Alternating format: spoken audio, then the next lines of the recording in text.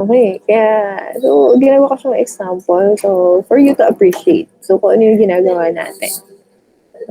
Ay okay, bakit nga ba sila nakapagtayo? May ECC ba talaga sila? So ngayon, 'di ba, hinahanapan sila ng ECC. So yun yung i-discuss natin. So paano ba kayo magkakaroon yan? So next, we have the environmental risk assessment. Yeah, so 'di ba, we have the hazards versus the risk and the life cycle assessment. So ano ba yung I think nakapag-discuss na nito. Hindi ko sure kung sa section nyo. So, for example, yung sa product natin. So, ano ba yun? May consumer responsibility ba yun? Yung hanggang sa, for example, nagamit na ng consumer. So, what's next? Saan siya mapupunta? So, kukunin din ba siya ng company ulit? Ayan. So, the life cycle of the product.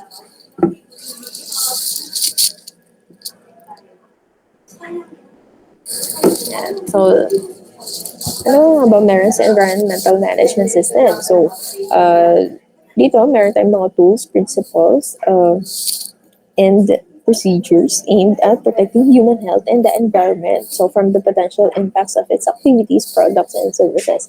So, I think you can relate naman natin since nadi-discuss naman natin yung iba-ibang impacts, diba? So, protecting human health. Kasi hindi lang naman talaga siya totally sa environment. So, tayo is mismong affected din in terms of the environment. So, di ba, we have the land, yung sa pollution natin, sa water, air, and people. So, kasama siya. So, number 4 talaga yun. So, successful AMS implementation may lead to ISO 14001. So, ano nga po ulit ang ibig sabihin ng ISO?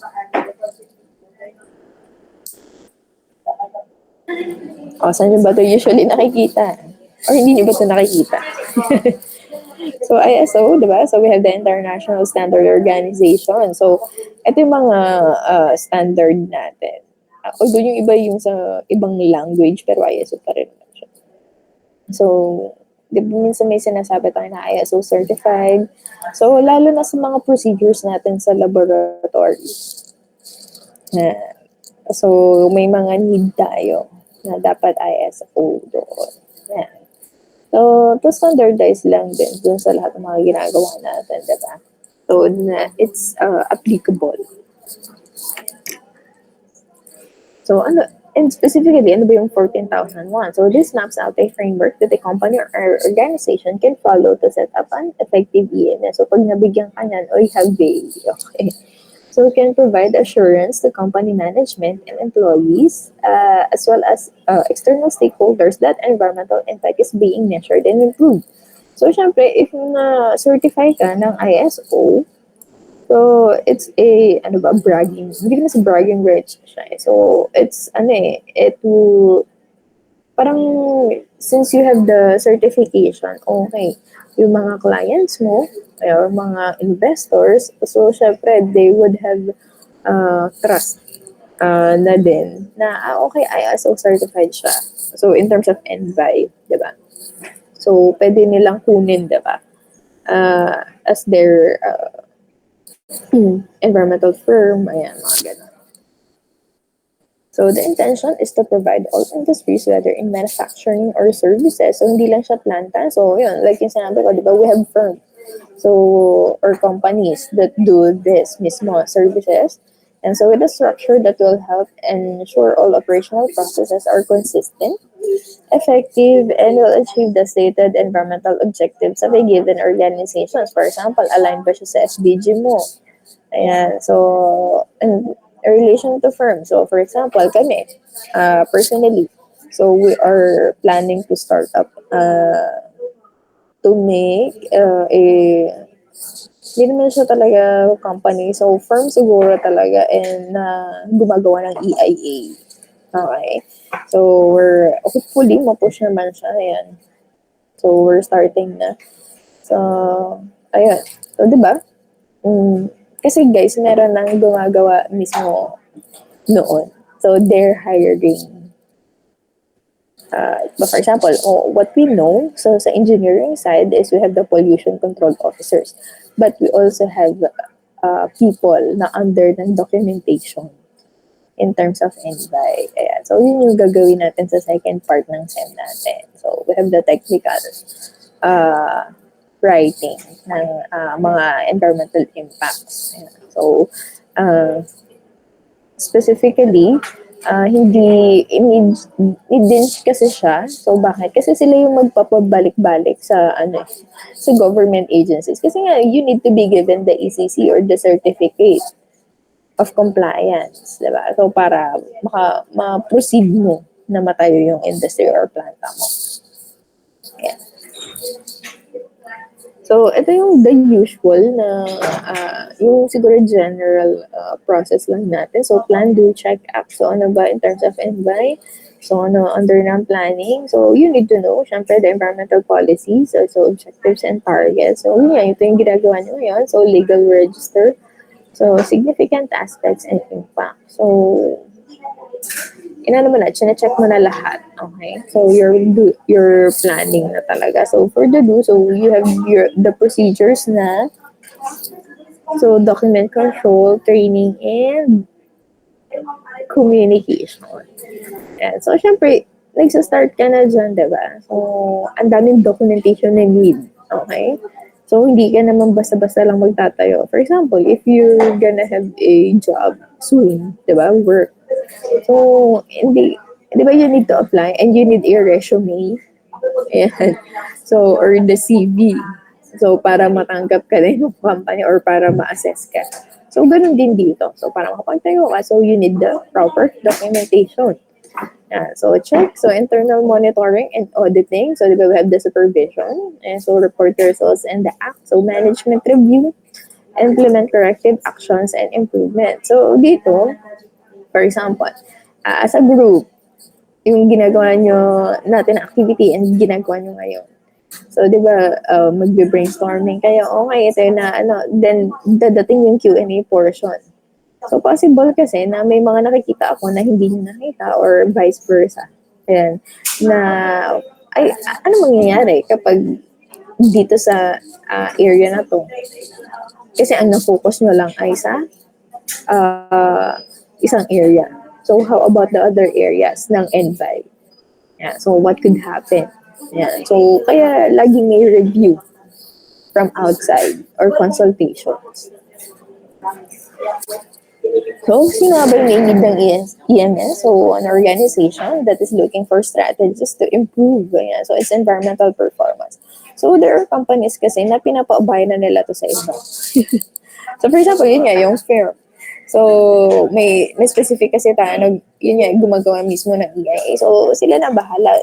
Pero, syempre, they would provide the documents needed. And so, achieve sustained compliance in existing and forthcoming regulations. So, as much as possible, ngayon pa lang dapat nag-follow ka na.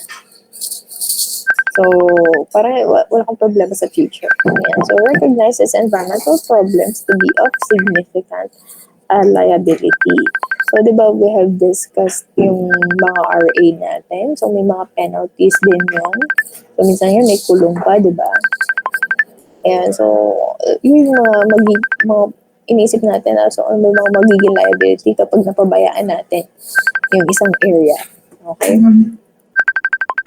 So, lacks of time and resources and is thus prevented from effectively managing its environmental obligations. So, sila nang bahala doon. So, have an established effective environmental policy and seeks a competitive edge. Okay. So, madami na din talagang gumagawa ngayon. So, what are the requirements? So, strong commitment, syempre, from the management. So, allocation of appropriate resources. Development ng strategy to be implemented. So, within a specified period of time. So, kasi, di ba, if you are familiar with the Gantt chart, so, di ba, we used it sa ano yung magiging timeline natin. So, nakakasunod ba tayo sa timeline? Yan, so, yan. So, implementation using a combination of internal and external resources. Kasi syempre, you need, lalo na kung malaki yung company, diba? So, they're looking for investors. So, yeah, so mga stakeholders. Okay?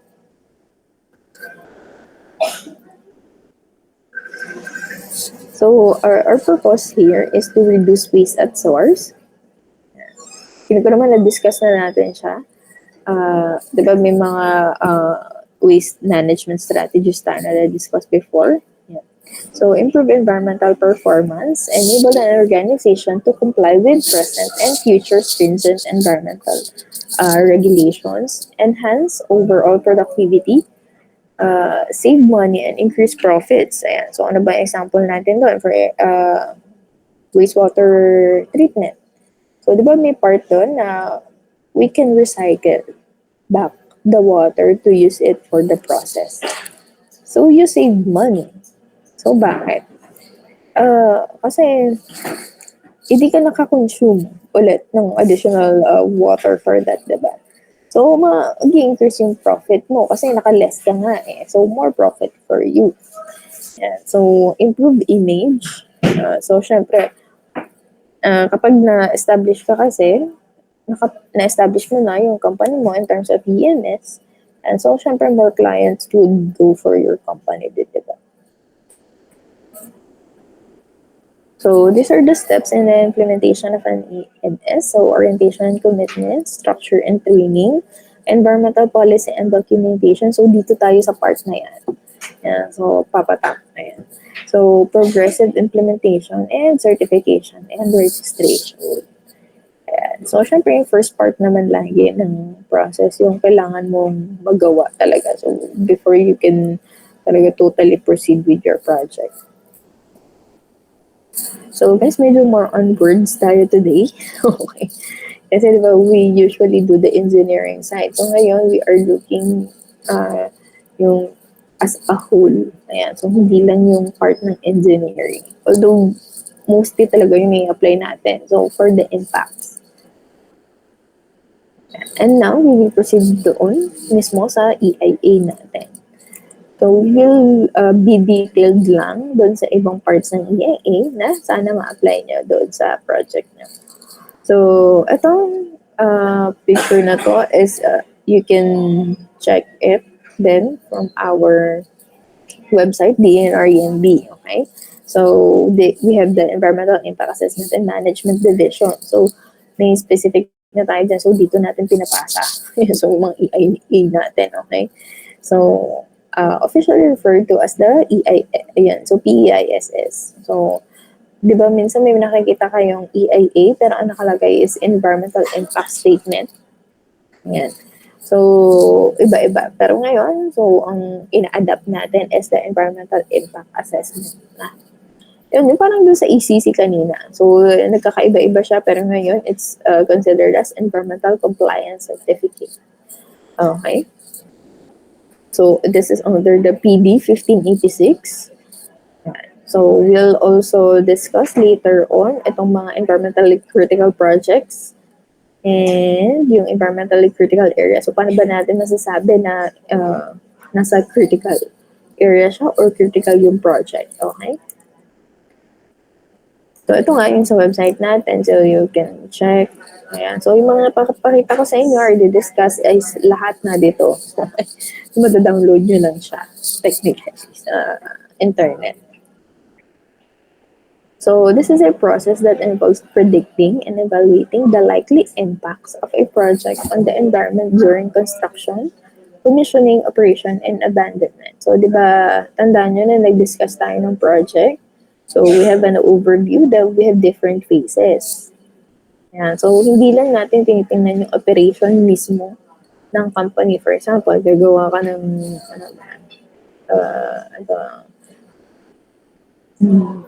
oil. Kaya, so the oil industry. So, hindi mo lang titingnan yung paggawa ng oil. So, lahat dito is titingnan. So, up to the mag-check ka ng area na pagtatayuan. So, ano yung mga materials needed mo para magtayo ng company. Yan. So, bago pa yung mismo operation. Yan. So, includes designing appropriate and preventive mitigating enhancement measures addressing the consequences to protect the environment and community welfare. So, guys, yung iba, dinadaan ko na lang din since understandable naman na siya. Yeah. So, what's the purpose? Enhance planning and guide decision making. Kasi syempre, if you would know the impacts, diba? So, you would know then, so what's the best decision you can make, diba? So for your company. So integrate environmental concerns in the planning process of projects at the feasibility stage. So reduce adverse environmental impacts of proposed action through a reiterative review process of project setting, design and other alternatives, and the subsequent formulation of environmental management and monitoring plan. So pansin nyo, di ba? Paulit-ulit talaga siyang i-review. Okay? So, this is to make sure, di ba, na bago ka makapagtayo talaga ng company is you are fully knowledgeable dun sa ins and outs ng company nyo or the project, di ba? So, this is a positive determination by the DNR and B. Ayan, so, which results to the issuance of ECC document. So, pansin nyo, iba na naman yung term natin dito. Kasi may kasama siyang document, okay? Environmental Compliance Commitment Document. Kasi kung i-check nyo yung mga previous na mga definition, mga ganyan siya. So, pero ngayon, di ba, sinama na siya. So, certificate na siya. Okay? Environmental Compliance Certificate. So, to be confirmed by the proponent. So, kayo yung proponent and represents the project's ECC. So, yung release ng ECC, yeah, so this will allow the project to proceed to the next stage of project planning, so which is the acquisition of approval, after which the project can start implementation. O, balikan natin yung buhol. Although hindi ko naman na siya sinerch pa, pero di ba, nakikita nyo, nabigyan ba ng ECC yan? Okay? So, paano nakapag-proceed siya or nakapag-construct kung wala siyang ECC? So, minsan, ito yung nagiging balik. Ayan. So, are you properly, ano ba tawag ito? Following? Ayan. So, our rules and regulations. So, lalo na in terms of invite. Okay. Kasi, it would also affect sino ang nakaperma dyan. And so, medyo mabigat kasing responsibility din yun. So, if binigyan ka ng ECC, ibig sabihin, you have talagang review thoroughly yung mga impacts na meron. So, bago magkaroon ng project. Diba? Yeah. So, this is our summary. Ayan, so flowchart. Pero again, we'll discuss in detail later. So, tingnan lang muna natin yung overview. So, I think you can zoom din naman. Pero, ayan, so I'll try to zoom na din. So, na-try ko siya kanina. So, pwede pala. Ayan. So, summary flowchart of the EIA process. So, we have your proposed project, diba? I discuss muna natin yung mga colors. So, the light yellow is proponent driven. So, ito yung kayo ang gagawa. So, the dark yellow is the DNR ENB, silang gagawa. And yung brown part is the proponent-driven but outside the EIA process. So, kasi di ba ang goal ng EIA is para makakuha ng ECC. Ayan. So, after the ECC, so anong gagawin nyo? Ayan. So, di ba mga acquisition of documents, di ba? And so next, you have the public involvement. So pansin nyo, ang lahat halos ng steps natin is meron ito. Kasi you need to involve the public. Bakit? Kasi, example, nagtayo ka ng company, hindi mo consult, hindi ka nag-survey.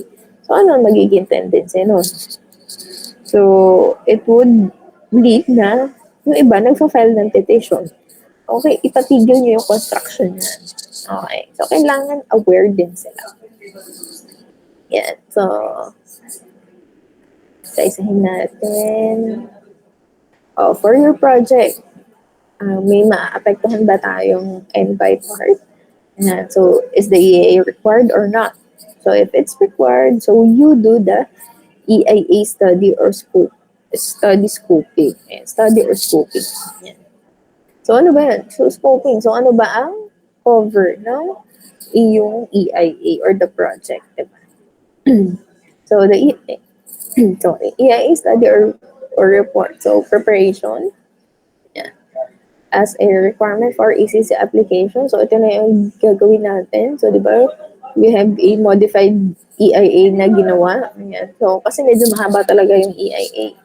So, next, review and evaluation of EIA as facilitated by the DNR.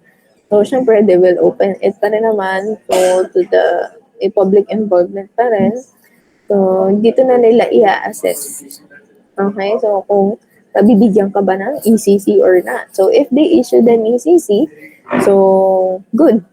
So, although, yung iba may mga recommendations pa. Okay? To other entities with mandate on the project. So, bakit? Kasi possible, may mga nakita silang small issues. Ayan. So, like, acceptable pa rin naman siya as long as gagawin mo siya. And so, kasi syempre, they are the experts kasi. Ayan. So, yung sa mga taga-DNR, END natin. So, ang dami na kasi nilang na-handle na project. Or, kasi di ba sila naman yung nag-verify if pasado. Ayan. So, after that, you need to secure the necessary permits or clearances from other government agencies. And so, for your mismong company na. So, the implementation and yeah. So again, ito yung sa environmental impact monitoring and evaluation. So, lagi may review. Okay? So, after, ayan, so, minomonitor pa rin nila yan.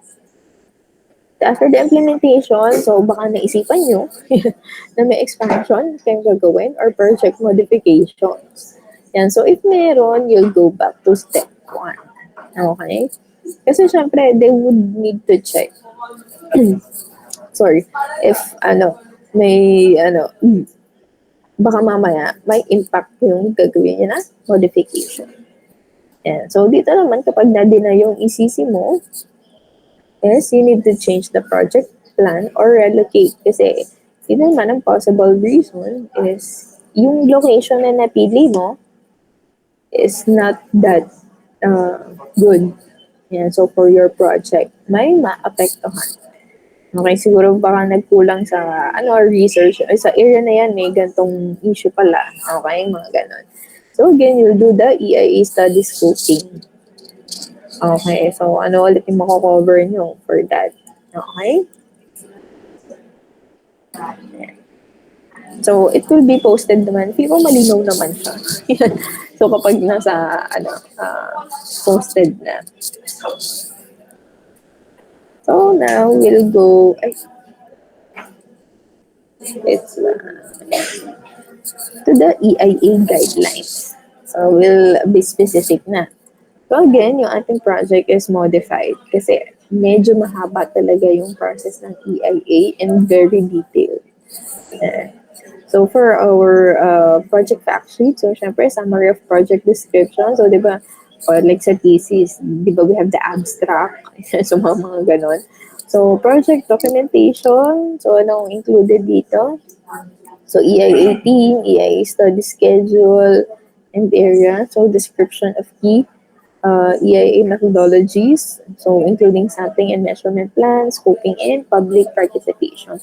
So, for the EIA summary, yan. So, ano ba ang laman nito? So, summary of alternatives considered in terms of siting, technology selection or operation processes and design. So, mamaya pag-usapan pa natin siya. So, concise integrated summary of main impacts and residual effects after applying mitigation. So, risk and uncertainties relating to the findings and implications for decision making. So, again, di ba, parang na-discuss natin kanina yung what's the purpose ba. So, dito natin siya makikita. So, for the project rationale, yan. So, di ba included to in your project? So, ano ba yung kailangan nating makita dito? So, you need to cite and focus on the need for the project based on national and regional or local economic development. So, baka kasi mamaya wala namang need doon sa itatayo nyo. So, bakit pa? So, what's the demand? So, in terms of contribution to Sustainable Development Agenda or current development trust. So, di ba the SDGs? So, are you aligned? Yeah. So, describe the justification for the project with particular reference made to the economic and social benefits, including employment and associated economic development. And so, the status of the project should be discussed in regional and national context. So, saan nyo ba siya itatayo, di ba? Okay, so okay ba magtayo sa area na yan? Ayan. So, dapat pasok kayo sa mga local regulations as well as sa national dapat, diba? And so, yun yung importance. Ayan. So, yun yung dapat nakita natin sa part na to. So, next, we have the project alternatives. Yung kanina natin nabanggit. So, isa-isahin lang natin siya. So, site criteria used in determining options. Yan. So, for, yan, sa siting, processor technology, so, resource. Yan. So, di ba nung activity 1 natin? So, we have discussed kayo yung sa the method or yung current technology na ginagamit. So, yung sa Q&A, ayan, so, di ba, yung, we have the alternative. So, di ba, yung sa Q&A natin part, so, what's the best option? So, ano yung mga possible nyo talaga na uh, i-apply sa company? So, that's the decision-making na part. Okay? So, in terms of citing, so, you need to present the process and criteria for the selection of the alignment. Ayan, so, discuss alternative projects. So, like, yung severity of impacts, perception of affected communities, so ancestral domain issues, so may issue ba tayo okay, with that. And so yung sa mismong sa site. Okay? So, di ba imagine nyo lang, so pipili kayo ng land area. Okay. So, bakit ito yung napili nyo? So, the technology selection or operation process, yun yung nabanggit ko kanina. So, usually I ask, diba, na, okay, ano ba yung mostly preferred ng mga companies? Bakit ito yung ginagamit nilang technology? So, dapat, ngayon, mapanindigan nyo din siya. So, bakit ito yung napili niyang technology for your project? Yeah. So, ang goal, diba, is to minimize waste, prevent adverse impacts such as air and water pollution, groundwater and land contamination, and for the prevention or control of emergency events. Ayan. So, di ba, we still do the safety. Yan. So, fire explosion, leaks, and spill. So, iniiwasan natin yan. So, napag-uusapan din naman sa mga laboratory, di ba? So, as for the resources, okay, sapat ba yung power supply, water supply, yung raw materials, saan mo ba siya kukunin? Malapit ba to sa area mo para makatipid ka ng transportation cost? Ayan. So, and if nawalan ba ng kuryente, ng tubig, saan yung alternative mo? Kasi di ba usually sa ibang company or planta, may 24 hours tayo na operation. So, kaya ba na i-supply? So, paano pag bigla nagkaroon ng power interruption? So, do you have generator? Mga ganyan. Okay? So, significant to the selection such as supply sustainability and climate change projections. So, yung nasa babang part naman, so you also need to check. For example, di ba, yung naging issue before, ay, matatamaan siya ng fault line. Ayan. So, yung mga ganun details. So, sa mga PBOX, ayan. So, sa flooding, so, bakit mo pipiliin, di ba, yung area na binabaha? So, lugi ka dun. Unless may gagawin kang something para to control that, di ba? Ayan. So, for the letter B, so, discuss the consequences of not proceeding with the project or no project option. So, di ba yung sa project rationale, so what's the importance? You need to justify bakit mo siya itatayo. So, for letter B, you need to discuss paano kung hindi siya tinayo. Ano yung magiging consequence niya? So, di ba, that we're doing the black and white.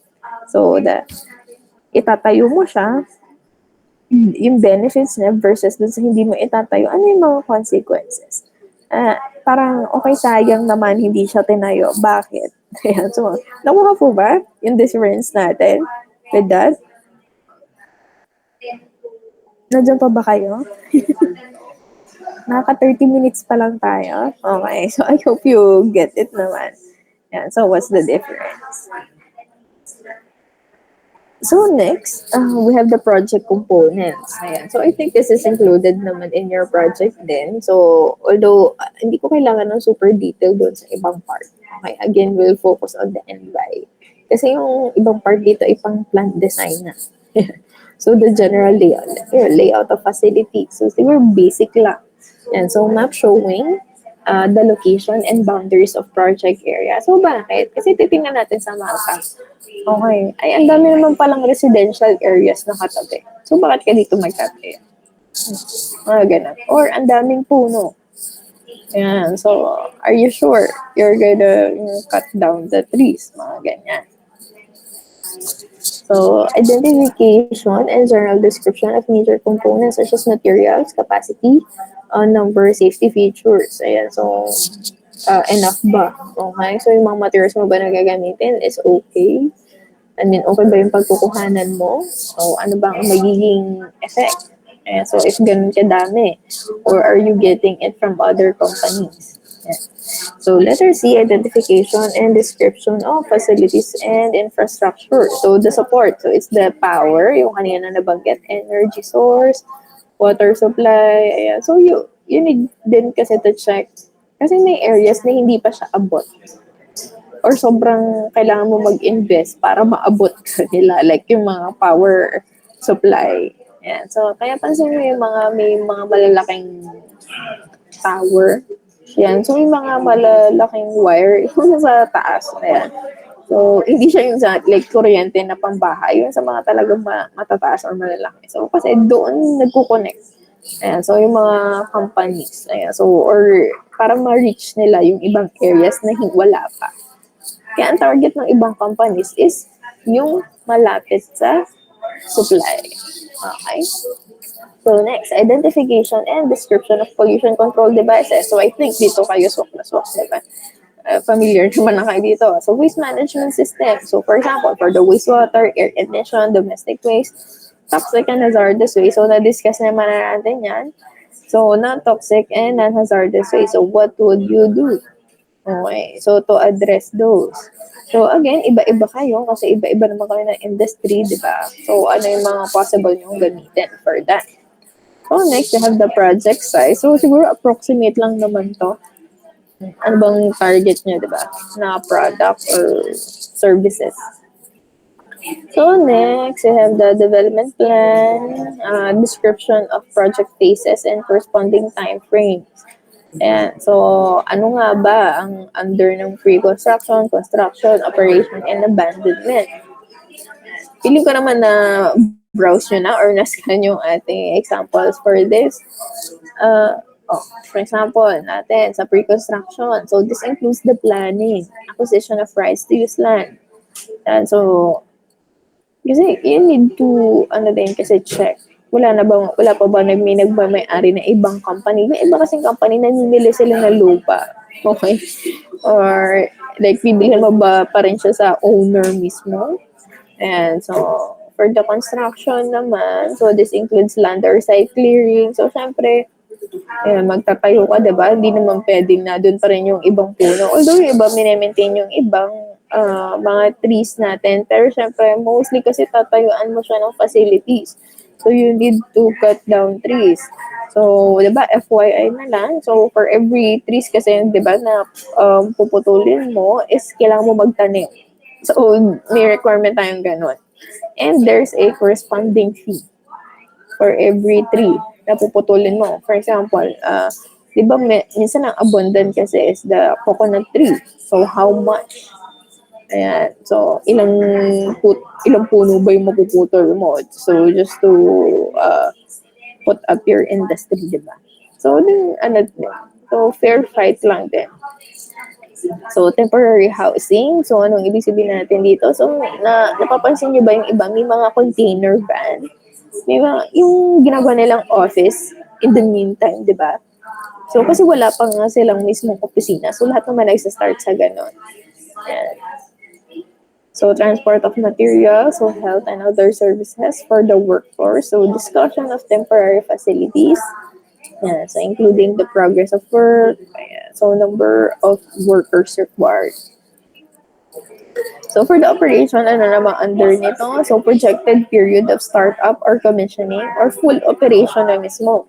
So discussion on the operation of various components in terms of raw material, fuel requirements. So for example, magtatayo ka ng sugar industry. So ano may mga kailangan mo para mag-operate yun? So feeling ko dito tayo mas familiar, di ba? Kasi yung mismong industry na ano yung required. So, the input, okay, anong energy yung kailangan natin. Ayan. So, anong temperature. So, lahat. Okay na, dito na siya. Pero again, EIA, lahat kasama bago pa mag-operation and even after the operation. So, yun, ito yun, the decommissioning or abandonment or rehabilitation.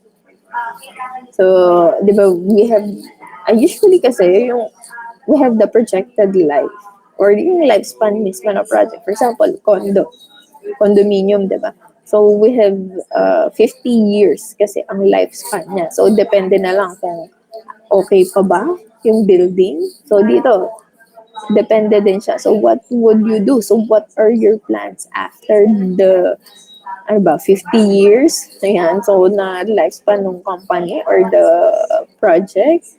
And so yung abandonment plan, ayan, so include management, so remediation of contaminated. So, kasi nga tinayan mo siya eh.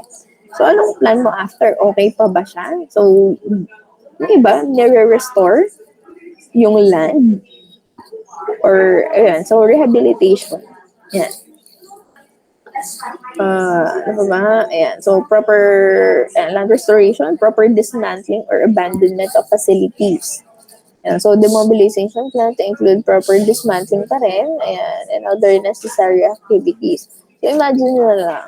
Yung iba kasing company, hindi naman nila binibili yung lupa. They are renting it long term. So, kung isipin mo, they are renting it long term. So, yung iba din, like even yung mga small establishments, so they are renting the area tapos magpapatayo sila. So, ideally, yung itatayo mo is yung pwede mo rin baklasin. Okay? Yeah. So, yung kaya din siyang i-restore after. Kasi nga, pag rent lang siya, unless bibilhin mo yung lupa sa'yo na siya, you can do whatever you want. Yeah. Pero syempre, ano pa rin naman, ang goal ng ibang bilhin na lalo na kung long term siya and big industry. So, next you have the manpower. So, ilan ba yung kailangan mo for your company? And what are the expertise or skills needed? Ano ba itatayo mo? For example, the oil and gas industry. So, mga chem-eng. So, hindi lang chem-eng, may accountant ka din, may HR. So, di ba halos lahat ganon? So, may iba-ibang aspects talaga ang isang company. So, tayo lang kasi is more on the focus doon tayo dun sa part na operation. Yan. Next project ko, kahit approximate lang to. Kasi we want to check lang din kasi if achievable ba yung pinopropose mo. Baka mamaya sobrang mahal ng mga equipment mo na gusto. Pasok ka nga sa invite, pero hindi ka naman pasok sa budget. Ayan, so sayang. Sayang lang din. So next, you have the assessment of environmental impacts. So mapapansin nyo may binabanggit dito table 3 or nakikita nyo for the list of key environmental impacts. So we will discuss it in detail later on. Pero ang laman kasi nito, yung parang na-discuss natin sa project. So di ba may pinapa-table ako sa inyo na summary. So in terms of 4 aspects. So that's the land, air, water, and people. Ayan.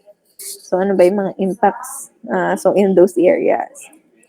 So, next, you have the environmental management plan. So, di sure ko nasa part na kayo nito. Ayan, or medyo nagda-draft na kayo. So, appropriate mitigation or management measures. Ayan, so, should be specified for each of the identified key impacts. Ayan, so, we know the impacts na. So, how do we mitigate? Ayan. So, for the environmental risk assessment, so, di ba, we know the risk, yung nagiging example natin sa laboratory. So, we have the toxic waste. So, what are the risk kapag na-expose ka doon? So, same goes lang din dito. Okay? Ayan, so, number 1. Ayan, so, for the ayan, social development program na pala tayo. Ayan, so, ayan, so number 5, ayan, so community development or livelihood program. So, di ba you would check the area na visit mo yung site. So, nakita mo na may mga nakatira na resident or yung iba kasi naman nakikitira lang. So, may gano'n kasi, mga tenants or iba nagtayo na lang do'n ng bahay pero hindi naman kanila yung lupa. Okay. So, what would you do? Do you have a program for them? Yan, livelihood or may pabahay ka ba para sa kanila? Or if papaalisin mo sila, may ipoprovide ka ba ng trabaho? Ayan. So, that's the social. Ayan. So, development program. So, projected beneficiaries. Ayan. So, iba-iba. Again, depende. Yung iba kasi naman, may area na matatamaan may mga indigenous people. So, may plans ka ba for them? So, next, we have the information and education campaign. So, yung target sector mo, key messages, ayan. So, di ba nagkaroon din tayo ng mga Q&A? So, what's the best way to inform? Or ano ba yung mga, or yung pwede mong gawin? So, di ba, some answered na we do awareness or we do the campaign. So, para malaman nila. So, ginagawa rin natin siya dito. Okay? So, para aware din yung mga residents near the area na, uy, ito ang itatayo mo. It would benefit the barangay or the city, mga ganyan. Kasi kung hindi sila aware, so they would probably ask na, ay, bakit pa kayo nagtatayo niyan? Nakakaabala lang kayo. Yan.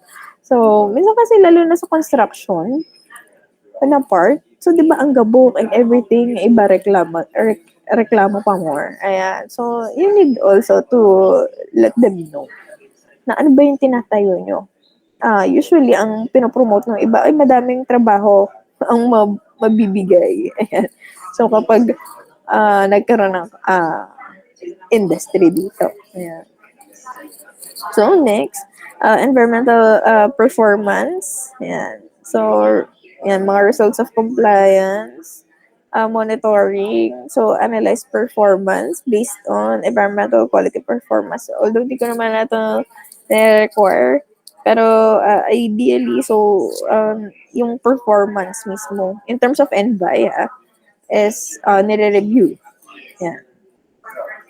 So, discuss implementation of appropriate and effective environmental impact or remedial action. Yeah. So, what's the best pare na option dito sa area na to? So, discuss operationalization of complaints management system. Kasi nga, meron pa rin na magkakaroon ng issue. Although sana hindi naman kung talaga na plano siya ng maayos, di ba? Pero there are times pa rin. So next, self-monitoring plan. So, di ba, we have the review outside, pero meron din kasi tayo na inside. So, the supervision. Okay? The original and proposed additional or changes in sampling sites or stations. And reduction in or additional parameters. Minsan kasi, nagkaroon na ng operation.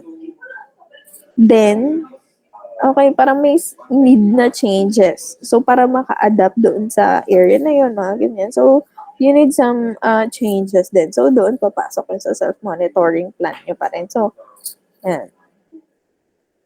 So, the proposed changes in parameters, which shall be based on the results of the impact assessment. Ayan. So, shall be discussed dito. Ayan. So, again, it will be based sa impact assessment natin.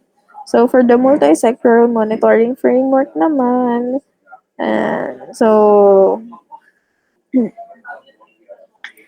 ito yung mga, may involvement na yung outside doon sa company or mga stakeholders natin. So, di ko na rin naman yan require. Pero at least you are aware kung ano yung mga laman ng guidelines ng EIA natin, di ba? So, next, Environmental Guarantee and Monitoring Fund Commitments. Ayan. So, EGF. Di ba nag-discuss tayo before? So, di ba may mga fees, corresponding fees tayo? Ayan. So, for the wastewater, mga discharge, ganun. Ayan.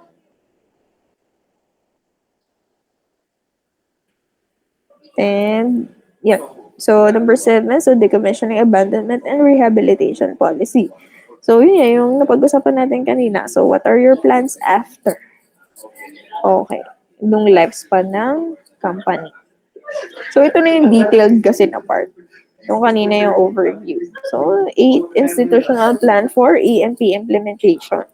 So, present the organizational scheme of the proponent, including line of command, their reporting procedure, so manpower. So, ano siya? Yung parang framework. Okay, so, ano ba nakikita natin dito sa school? Oh, the dean. Yeah, so mga president. Okay, so what's next? Mga ganon. So, ano yung plano? Yeah. So, and now we will go to the key impacts na. So, ito na yung part ng uh, dito na tayo magiging sobrang detailed. Yung sa table natin, yung summary. So, isa-isahin natin siya. So, I'll try na tapusin siya. Okay. So, list of key impacts. Number one natin ay land. Yeah. So, for the land use and classification, so, if maliit, zoom nyo na lang, ah. Ayan. So, impact in terms of compatibility with existing land use. So, bibigyan ko naman kayo ng copy nito. Pero hindi ko na i-discuss yung sa required assessment methodology approach. Pero I hope you can be familiar with it pag na-post ko na or na-download nyo to. Yan, pwede naman kasi siya ma-download. So, ang i-discuss ko kasi dito is ano yung meron. Ano yung mga possible na maging laman nung table nyo. Okay? So, existing land use. For example, so we have different land use kasi. So, is it for agricultural? Yan. So, residential. So, yung nabili nyo bang lupa for this ay more on residential. So, how can you convert it to industrial? Yan. So, may mga ibang land use kasi tayo. And so next, impact of incompatibility with classification as an environmentally critical area. So how can we say ba na it's critical? So where the project is located or near the project area. And so identify areas vulnerable or susceptible to natural hazards. Yan, so it would depend kasi dun sa area. Okay. Oh, isipin nyo na lang. Oh, 'di ba meron tayong mga areas na hindi pwedeng pagtayuan. Ayan. So, ganun siya. Ayan. So, yun yung concept niya. Next is impact and existing land tenure issue. So, sino ba ang may nagmamayari ng lupa na yan? Okay. Or sino ba yung mga nakatira? Okay. Yan. So, minsan kasi nagiging problem talaga yung presence ng informal settlers. And sa kasi yung owner mismo gusto niya ibenta yung lupa pero dahil sa mga tenants ayaw umalis. So may impact pa rin siya, di ba, doon sa land. So yung land dito is hindi lang natin siya tinitreat as yung mga solid waste, okay? So yung mismong land din talaga. So next, impairment of visual aesthetics. Okay, pasok, buhol. Okay. So, di ba napansin naman natin nung binalita siya or nakita niyo sa Facebook, halos parang isang araw, parang yun laman ng newsfeed. So, na okay yung buhol, yung mga chocolate hill, so may nasa baba siyang resort. So, that's the siguro best example for now. Siguro, ang ginagawa ko sa example dati is, naalala nyo ba na may Luneta Park na nagkaroon ng issue nung may tinayong kondo? Pag pinipicturean niyo yung monumento ni Rizal doon is, kita yung kondo sa likod. Naalala nyo ba? Or, na nakukuha nyo ba yung, yung magiging mga possible problem natin dito? Ayan. So, ganun siya. Ayan. So, kailangan pa rin natin siyang i-consider. Baka mamaya itatayo yung industry, may katabi palang, tourist spot. Mga ganun. So, next, we also need to assess the geology or geomorphology. Yan. So, syempre, yung change in surface landform, and so topography, terrain or slope. Isa kasi tinitingnan nila yung slope. So, bakit? Kasi you need flat land. Depende, again, sa itatayo mo or ikaw ba ang magfa-flat niyan. So, Eh, yung iba naman kasi ang hanap nila ay mataas na area. Yan. Or yung elevation. So next, we have the change in subsurface geology or underground conditions. So we have the natural hazard map for this. So, no worries. No need. Ay, hindi naman sana no need. So, kung applicable siya, you can include it in your project. So, diba, ito talaga yung mga details na we need to get if we're gonna go with the EIA. Kasi you need mo i-check yung pagtatayuan mo eh. So, oy, okay ba yung lupa dito? Baka mamaya nag-erode naman ito. Ayan, so mga ganun. So, ayan, eto. So, masyadong maliit. Ayan. So, hindi ko kasi siya maputol, guys. So, pero again, you can download the whole PDF. So, in this inducement of subsidence, liquefaction, landslides, mud, or debris flow. Baka mamaya may history pala siya ng landslide. Ayan. So, ba't ko magtatayo dun? Ayan. So, next, we have the soil erosion. Ayan. So, or loss of topsoil or overburden. So, medyo weak yung magiging foundation mo dyan. So, again, depende. Okay? So, chine-check pa rin kasi talaga siya. So, di ba imagine, hindi lang tayo nagfo-focus dun sa mga wastewater treatment, mga air pollution control. So, we need also to assess this part. So, So, for the terrestrial ecology naman, so, possible na mailagay nyo din. So, kung applicable. So, vegetation removal and loss of habitat. So, di ba na-discuss natin before yung mga keystone species natin or what would happen pag meron tayong industrialization or deforestation. Ayan. So, ano yung mga mangyayari? So, may mga mawawala ng uh, trabaho or farm or tirahan mismo. Ayan. Next, threat to existence and or loss of local species. Ayan. So, di ba nagkakaroon niya tayo ng yung extinct. Ayan. So, threat to abundance, frequency, and distribution of species. Ayan. So, minsan dun mo lang makikita pero dahil need mo yung location na yun, so dun mo siya itatayo. Ayan. So, may mga mawawalang parts. So next, the hindrance to wildlife access. So we need to have a map. So in relation to your proposed project site. So we need to make sure lang na walang, may maapektahan talaga, pero as much as possible, least. Okay. So next, we'll go to water na. Yan. So I hope kaya nyo pa. So again, we're into technical details muna for today. Ayan. So water, ayan. So hydrology or hydrogeology. So nag-discuss naman tayo nito before. So change in drainage, morphology. So inducement of flooding, reduction in stream volumetric flow. Baka mamaya magtayo ka dyan, ang hina ng supply ng water, tapos mamaya makakadagdag ka pa or mas makakabagal ka pa. Ayan. So what's the condition pa or the status. Yan. So, may drainage map tayo. So, kaya kailangan natin talaga siya ding i-register. Yan. So, ano bang, dito? Yan. Identification of aquifers, if any.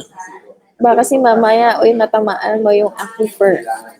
So, baka makakontaminate ka na groundwater. So, next, change in stream, lake water depth.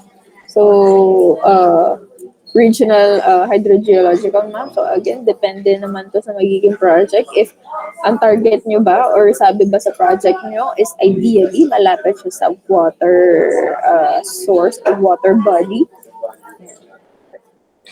So, so next, depletion of water resources or competition in water use. Yan sa adjacent area daw. ang daming gumagamit ng tubig. Yan. So, inventory of water supply source. Yan. So, ito yung sinasabi ko na need nila na yung iba need na mas malapit sa water source. Pero yung iba hindi naman. As long as may magsusupply ng water. Okay? So, next, we have the oceanography. Yan. And change or disruption in water circulation pattern and coastal erosion and deposition. So, ito, ang daming ganap, di ba? Ayan.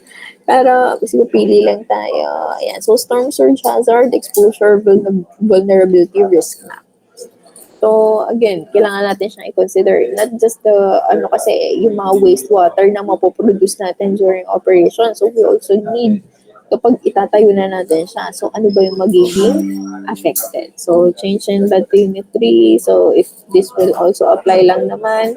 So, water quality. Ayan, I think ito yung mga na-discuss natin. So, degradation of groundwater quality. So, you need to check. Okay? Kasi, di ba, syempre, hahanap ka ng supply ng water. Ayan, so, physical-chemical characterization of water. So, like pH, BOD5, oil and grease, TSS, fecal or total coliform. Ayan. So, you need to check. Ayan, so, di ba, may sampling part tayo dito. Okay, so, kayo, may team pa rin na gagawa for that. Kasi possible, ayan, so yung degradation of surface water quality or, ayan, so even the coastal. So you need to assess. Ayan, so ano ba yung magiging impacts niya? Kapag nagtayo kayo dito sa area na to, na malapit sa, uh, yung sa, kasi iba, di ba, pansin niyo yung ibang establishment, sobrang lalim na hinuhukay nila for the foundation. So baka mamaya, may marireach ba silang groundwater na maapektuhan? Yan. So for the freshwater ecology, threat to existence and or lost species of important local and habitat. So parang ganun din sa land kanina. So yung habitat pa rin, like yung sa keystone species ulit natin. Ayan. So threat to abundance, frequency, and distribution of species. Ayan. So for the marine ecology, same.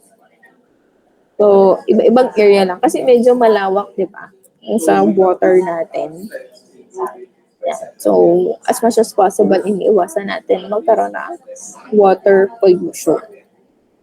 So, ang goal mo nga is makatulong ka sa environment. So, baka mamaya ka pa, hassle. Ayan. So, next, we have the air. Ayan. So, meteorology or climatology. So, change in the local, so microclimate and local temperature. So, you would check, di ba? Di ba nasa exam natin. So, ano ba, pag maulan ba? Okay, so, mas maganda ba ang quality ng air? Yeah. So, you need to check the monthly average rainfall then and temperature of the area. Yeah. So, kasi may other companies na nakaka-contribute sa heat. So, bakit? Pansin nyo, pag nag-site visit kayo or plant visit, ang init. So, bakit? Kasi puro semento siya. Puro equipment. Ayan. So, yun yung isa sa factor kasi. Ba't ang init minsan sa mga industrial park?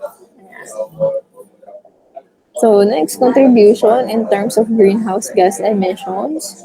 Yan. So, yung company nyo ba? So, in all phases, so, baka mamaya nag-release kayo ng mga carbon dioxide, so mga NOx. So, as what we've discussed before, so, you need to consider din. So, air quality, so degradation. So, kasi nga, magtatayo ka na yung industry, lalo na kung planta. So, ano ba yung mga pollutants involved? Yeah, so, siguro pwede natin gawing example is yung sa, ano pa nito? Yung sa cement industry sa Taisan, or Dagatan, diba? So, ano ba yung mga nirelease nila ng mga pollutants, diba? So, depende sa inyo. So, increase in ambient noise level. So, yung noise kasi nga is included siya. So, in our under air. Okay? Kasi syempre, like sa construction, so you do the drilling, yan. So, well, ideally, dapat merong earmuffs ang mga workers or malayo siya sa mga residences. Okay. Yeah, so now we'll go to the people. So, displacement of settlers. Ayan. So, displacement or disturbance of properties, change or conflict in land ownership. So, minsan kasi may mga issues pa sa mga title, mga titulo. Yan, so it matters Yan, so they need to know kasi who's the owner bago bilhin yung lupa na pagtatayuan. Lalo na if you're talagang i-acquire mo pa lang yung lupa, di ba? So change or conflict in right of way. Minsan may nagkakaroon kasi ng problem o nabili mo nga yung lupa na yun, wala ka naman dadaanan. Yan. So, impact on public access. So, siguro, you need to know the demography din kasi. So, para alam mo. So, kung sino ba yung most likely affected kapag nagtayo ka ng company, di ba? Dun sa area na yan. So, again, iba-iba naman yung magiging perspective ng mga tao dyan. So, yung iba nga, more work. Yung iba naman, ay parang nagbago na yan sa area na to. Kasi di ba, who would think naman na may magkatayo ng company. So, pero di ba, lagi kasi tayo nagde-develop. Ayan. So, in migration, so again, informal settlers, makikita nyo siya lagi dito. Kasi lagi siyang, yun yung affected. Ayan. So, availability of housing. O, may pabahay ka ba for them? Para hindi ka mareklamo.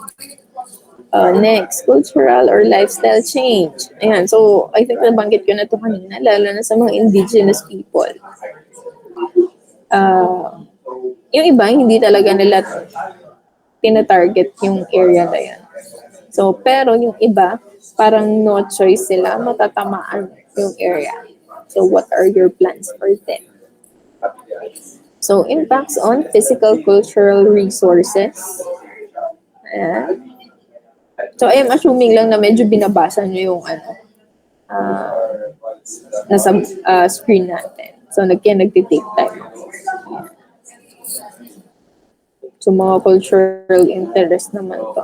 So, depende. Kasi meron tayong tinatawag na hindi natin pwedeng itap or tayuan yung mga conservation areas.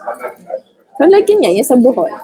So, although sinasabi nila na hindi siya part ng area na yon, pero again, it's near. So, again, we don't know. So, next, threat to delivery of basic services or resource competition. Yan. So, enough ba? So, ito kasi is the detailed one. Yan. So, communication, transportation, conflict, education facility. So, kinukonsider pa rin natin yan.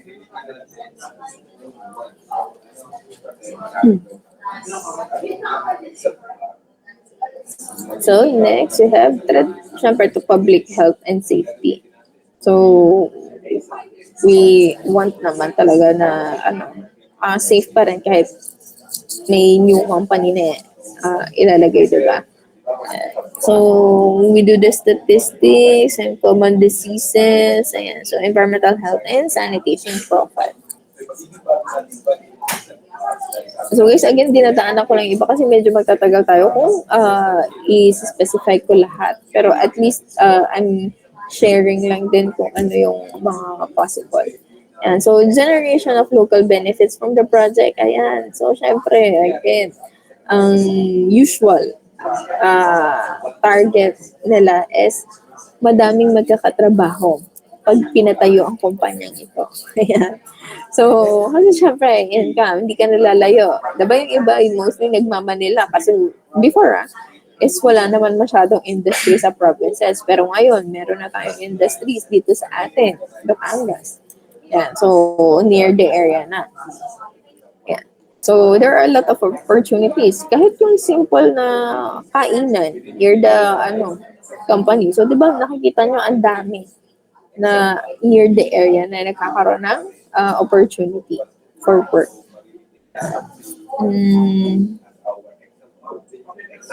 ayan. So, traffic congestion. So, isa pa din yan. Under ng people. Okay. So, road network or system. So, transportation or traffic situation. Hindi ko sure kung sino dito mga taga-Limpo. Ayan. So, pansin nyo ba? Nung nagkaroon ng mga industries, makalampas nun. So, sobrang traffic na. Okay. So, ang dami, di ba? So, it's part of your assessment rin. And so, dun sa area ba yan, since magkakaroon ng madaming opportunities for work, okay, so anong possible mong maging solution din? So, to address the traffic or yung transportation itself. Okay? Kaya pa ba? Kasi we are done with the environmental impact assessment. So, any questions po muna or clarifications regarding EIA?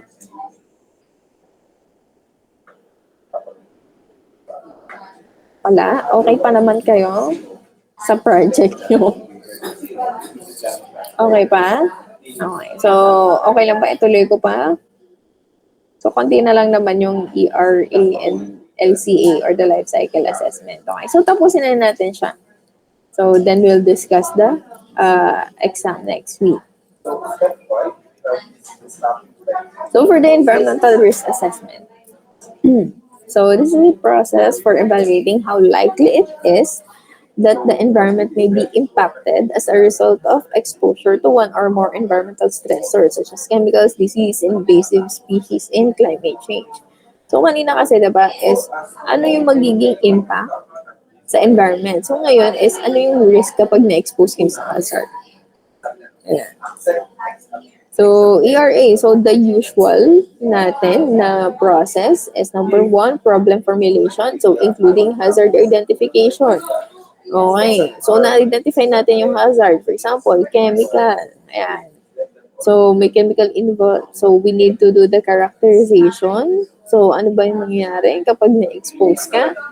Ayan. So, risk characterization.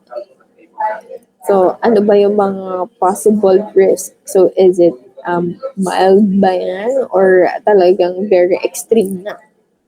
So, what's the risk management strategy? O, for example, dun sa chemical, so you should use PPE or proper storage. Tama? So, overall risk evaluation and conclusion. Yeah. So, syempre, pag ginawa nyo na siya, yeah. So, what's your evaluation? So, na-apply ba talaga? So, next, overall risk management, including post-market environmental monitoring. Okay. Then, what's the feedback? O, for example, ang naging feedback natin, di ba, sa masyado pong malayo ang lababo doon sa ay yung wash area. So, di ba kung exposed ka sa chemical, so masyado pong malayo. So, what's your feedback for that? And possible, magawan siya ng paraan. Okay? So, how to carry out an environmental risk assessment? Yan. So, identify hazard. So, yung kanina naman din, ganun. So, let's just simplify ng konti. So, describe the harm they might cause. So, evaluate the risk. Ayan. So, record the results, implement precautions, and review the assessment. So, di ba yun yung ating ginawa doon sa figure kanina or the process flow? So, things to include in your environmental risk assessment, lalo na ayan, in your business or in your project, di ba? So, waste storage and disposal. Okay. So, ano ba naisip nyo na proper storage for your either equipment or mga gagamitin na materials? So, the emissions, so mga air control natin, air pollution control, so hazardous substances, so liquid waste. Yeah. So, do you have a treatment for your company? So, environmental impact of raw material. So, ito yung mga toxic substances naman natin. So, environmental impact of packaging. Yeah. Kasi, ano ba yung main product na ipoproduce nyo? So, it also matters, diba? So, under siya ng operation. So, next. Yan. So, konti na lang. So, we have the life cycle assessment. So, I think you're familiar with this naman. So, lalo na dun sa mga solid waste. Kung paano natin siya i-recycle. Although, dito kasi is yung mismong product itself. Ayan. So, this is an analysis technique to assess environmental impacts associated with all the stages of a product's life. So, from raw material extraction through materials processing, manufacture, distribution, and use. Yan. So, lahat. O, for example, o pili ka ng product, o shampoo. Yan. Raw material ng shampoo. So, paano ka ba mag-extract dyan? So, syempre, hindi naman yung, ano, diba, ipaprocess mo pa yan para maging shampoo. And so, manufacture, so, mass production. So, paano mo siya i-market? Paano mo siya i-distribute? So, yung iba, through local stores, yung iba through malls. Ayan. So, after use, shampoo, ano ba yan? Saan ba nakalagay yan? Sa shea ba yan? Or sa, ano tawag dito? Uh, yung container. Okay? So, what's next? So, these are the phases ng LCA or the life cycle assessment.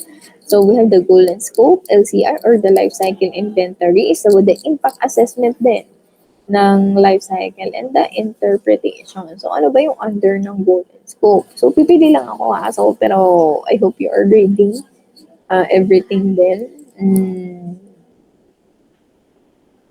Ano ba? Ayan, so, para siyang introduction sa thesis natin. Okay, so ano ba yung mga need mo? Ayan, so assumptions and limitations. Okay? So ano yung mga hindi mo i-cover? So ano yung assumption mo na, ay okay, so assuming pwede to, mga ganyan. So limited lang tayo sa material na to. For example, coconut, kasi ito yung marami sa area. Ayan. So LCI, so the inventory, so ayan, input, syempre. So ano yung mga gagamitin mo, the raw materials. So not just that, so energy din, diba? So paano mo siya mapaprocess, and then the impact assessment ng life cycle. Yeah, so category indicator, characterization model. So, doon sa life cycle, so, ano yung magiging impact niya kapag na-distribute na siya? Yan, so, saan ba siya mapupunta? Okay? And, parang doon siya papasok sa grouping and normalization. Kasi madami ding pwede rin siya magkaroon ng impact. For example, even sa yung life cycle niya, isipin natin shampoo. So, ano magiging impact niya? So, possible sa health din. So, mamaya meron kang ginagamit kasi na chemical sa shampoo. Di ba? Ang nauuso ngayon, mga natural, mga ganyan na. Or, in terms of container. Yan. So, makakadagdag ka ng solid waste. So, ganun. So, for the interpretation, ayan. So, opportunities to improve. And so, di ba nililist natin ang use ng sachet, ayan, mga ganon. So, product and process development. So, yun nga, since nakapag impact assessment ka, so, ang goal mo is to reformulate yung shampoo. So, guys, random lang ako namili na example. Pero yun, yung sa shampoo natin. Okay. So, ano ba yung dapat mong tanggalin? Yan. So, para maging okay. So, di ba nauuso ngayon yung mga sulfate-free na shampoo. Yan. So, that's the interpretation. So, what can you do to improve? And syempre, you would also consider yung feedback ng iba. Yan. So, for the marketing din. So, is it effective yung ginagawa nyo? Okay? Malinaw po ba yung sa life cycle? Kasi ang idea lang naman dito is yung saan mapupunta, saan galing, up to saan mapupunta. So, yung life cycle ng product itself. Okay? Malinaw po ba? Okay pa kayo? Yan. So, sana naman. Yan. So, although medyo naging mahaba yung discussion, di ba? Kasi tapos na tayo. Okay? Any questions po?